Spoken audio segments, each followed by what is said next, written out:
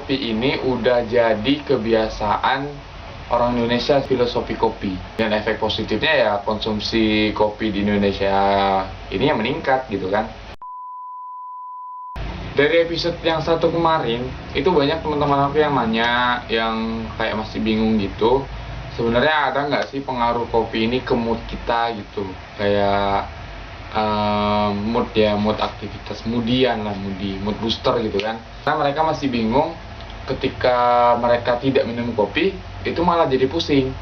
Buat teman-teman yang masih bingung, langsung aja di bareng Mbah Google.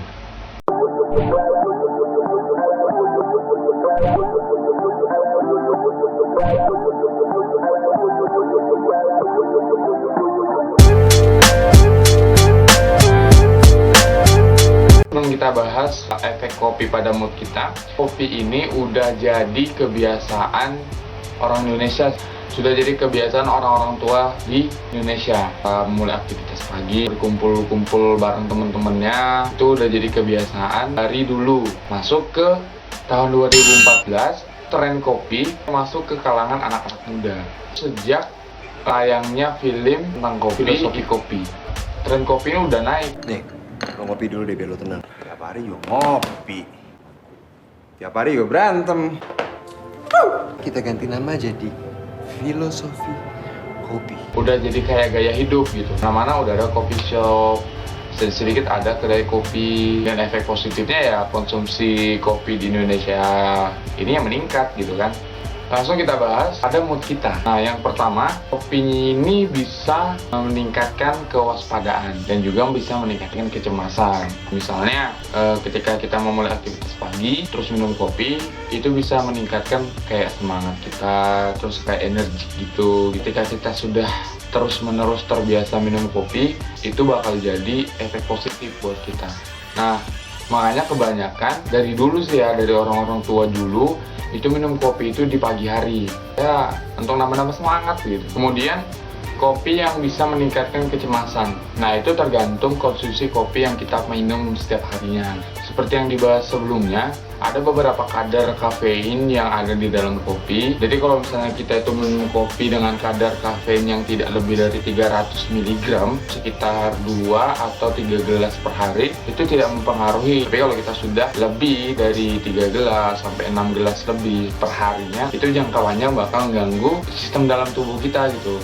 Yang pertama itu karena ada efek si kafein tadi, ada pengaruh hormon kita, pengaruh gen kita, pengaruh kebiasaan kita kayak gitu. Kemudian si kopi ini itu ada hubungannya sama depresi. Jadi ada penelitian di Archive of Internal Medicine, kalau misalnya kita minum 2-3 gelas per hari, itu 15% nurunin tingkat depresi kita. Nah, keren kan? Jadi buat kalian-kalian yang suka stres, suka gila gitu kan. Kenapa? Karena kerja mungkin gitu kan, segala macam. Coba aja dibiasain minum kopi, nenangin diri juga, hilangin stres juga.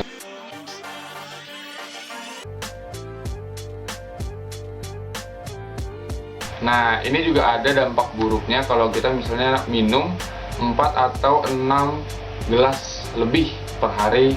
Kita minum kopi, susah tidur, insomnia, kadang suka gugup, atau kayak yang aku bilang tadi kan, tremor ya, jantung degupnya lebih cepat.